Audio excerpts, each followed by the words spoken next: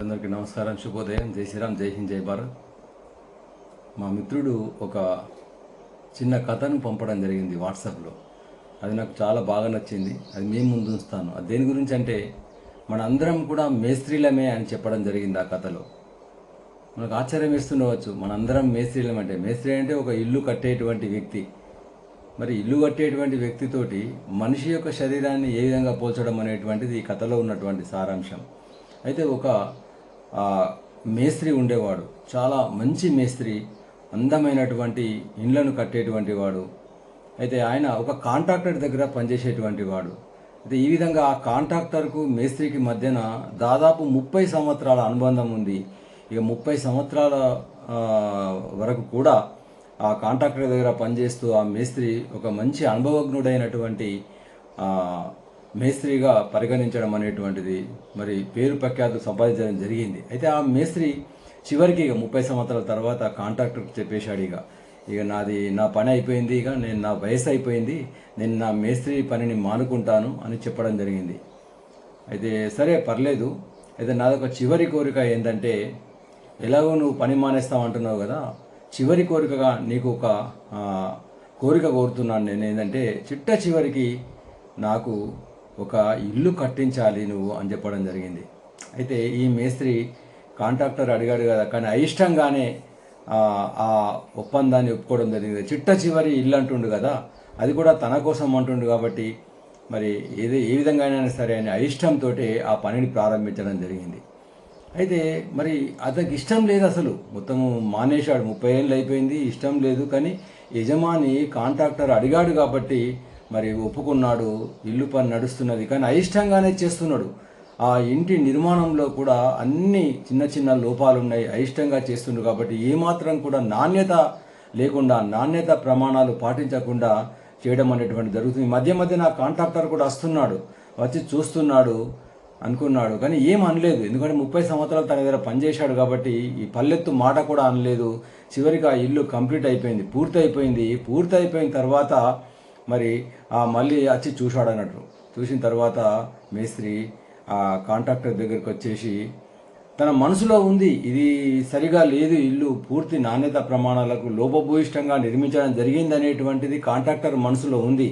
కానీ అవన్నీ కూడా పైకి అనకుండా తన జేబులో నుంచి తాళం చేయి తీసి, ఇదిగో ఈ తాళం చేయి తీసుకో అని మేస్త్రికి ఇవ్వడం జరిగింది. మేస్త్రి ఆశ్చర్యపోయాడు, ఇల్లు తాళం చేయి నాకెందుకు ఇస్తున్నారండి అని యజమాని అడిగాడు అన్నట్టు. అప్పుడు ఈ కాంట్రాక్టర్ యజమాని చెప్పాడు మేస్త్రికి, ఈ తాళం చేయి నీకే, ఈ తాళం చేయి ఎందుకు ఇస్తున్నానంటే ఈ ఇల్లు నీదే, ఈ ఇల్లు నీ కొరకు నిర్మించమని చెప్పడం జరిగింది అని ఆ మేస్త్రితోని అనడం జరిగింది. వెంటనే ఆయన ఆశ్చర్యపోయాడు, మేస్త్రి ఆశ్చర్యపోయాడు.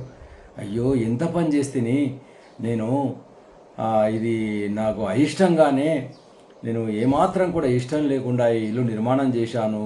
నాకు తెలుసు ఇవన్నీ కూడా లోపభూయిష్టంగా, మరి ఎక్కడ కూడా నాణ్యత ప్రమాణాలు పాటించకుండా నిర్మాణం చేశాను. ఎట్లా ఇది ఇల్లు నా సొంతం అయిపోయింది, ఇప్పుడు ఈ ఇంట్లో ఎట్లా ఉండాలి నేను, ఇది ఇంత నేనే స్వయంగా నిర్మించాను, నా చేతులతో నిర్మించాను, కానీ ఇది లోపభూయిష్టంగా ఉంది, సరిగ్గా నిర్మించలేదు, అన్ని లోపాలు ఉన్నాయి. ఇటువంటి ఇంట్లో నేను ఎలా ఉండాలి, జీవితాంతం కూడా మరి ఈ ఇంట్లో ఈ విధంగా బాధపడుతూ ఉండాలి అనేటువంటి కుమిలిపోతున్నాడు లోపట.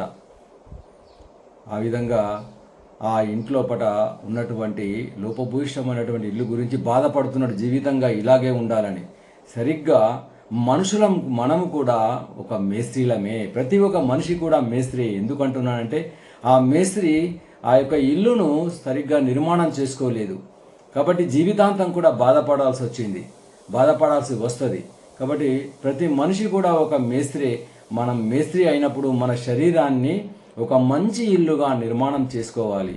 మనము ఆరోగ్యంగా ఉన్నప్పుడే, ఆరోగ్యమే మహాభాగ్యం అన్నారు. మన ఆరోగ్యమే మనకు రక్ష. మనం ఏది తినాలి, ఏది తినకూడదు, ఎంత తినాలి అనేటువంటి విచక్షణ రహితంగా ఈరోజు మనిషి ప్రవర్తిస్తున్నాడు. అడ్డమైన గడ్డి తింటూ మన యొక్క శరీరాన్ని, ఇదొక దేవాలయం లాంటి శరీరాన్ని జీవితాంతం కూడా మేస్త్రి కట్టినటువంటి ఇల్లులో 100 సంవత్సరాలు 200 సంవత్సరాలు ఆ ఇల్లు శిథిలావస్థకు చేరుకునేంత వరకు ఆ మనిషి అందులో ఉండడం అనేటువంటి జరుగుతుంది. ఆ మనిషి 100 సంవత్సరాలు కూడా అందులో ఉండడం అనేటువంటి జరుగుతుంది. మరి ఈ 100 ఏళ్ల యొక్క దేవుడిచ్చినటువంటి యొక్క శరీరాన్ని, ఈ దేహాన్ని మనం ఏ విధంగా ఉంచుకోవాలి? ఆ ప్రాణం లేనటువంటి ఒక ఇల్లుని ఆ విధంగా నిర్మాణం చేస్తున్నాం మనం. ఎంత ఇంపుగా సొంపుగా రంగులద్ది మరి యొక్క ప్రాణం ఉన్నటువంటి ఒక దేవాలయం లాంటి శరీరాన్ని మనం ఏ విధంగా నిర్మాణం చేసుకోవాలి, ఏ విధమైనటువంటి పౌష్టికాహారాన్ని ఇవ్వాలి, ఏ విధంగా జీవించాలి అనేటువంటిది మనం ఒక నిర్మాణాత్మకంగా ఒక దైవీ భావనతో ఈ శరీరాన్ని చూసుకున్నట్టయితే మన జీవితాంతం కూడా ఒక శ్రద్ధ భక్తులతో, ఆసక్తులతో, తృప్తితో, ఆనందంతో, సుఖ సంతోషాలతో ఈ యొక్క శరీరాన్ని మనం నిర్మించుకోవాల్సినటువంటి అవసరాన్ని, నేపథ్యాన్ని ఈ కథ అనేటువంటిది గుర్తు చేయడం జరిగింది. ఈ కథను పంపినటువంటి మా మిత్రుడికి మరి నేను ధన్యవాదాలు తెలుపుతూ ఈ యొక్క మేస్త్రి యొక్క ఇంటి నిర్మాణంనకు మన యొక్క శరీర నిర్మాణంనకు చాలా దగ్గర సంబంధం ఉంది. కాబట్టి మనం కూడా మన శరీరాన్ని మంచిగా నిర్మించుకోవడానికి ప్రయత్నం చేద్దామని ఈ యొక్క కథను మీ ముందుంచడం జరిగింది. కాబట్టి ఈ కథ మీకు నచ్చితే అందరికీ షేర్ చేయండి, ఛానల్ను సబ్స్క్రైబ్ చేయండి అని కోరుతూ జై శ్రీరామ్.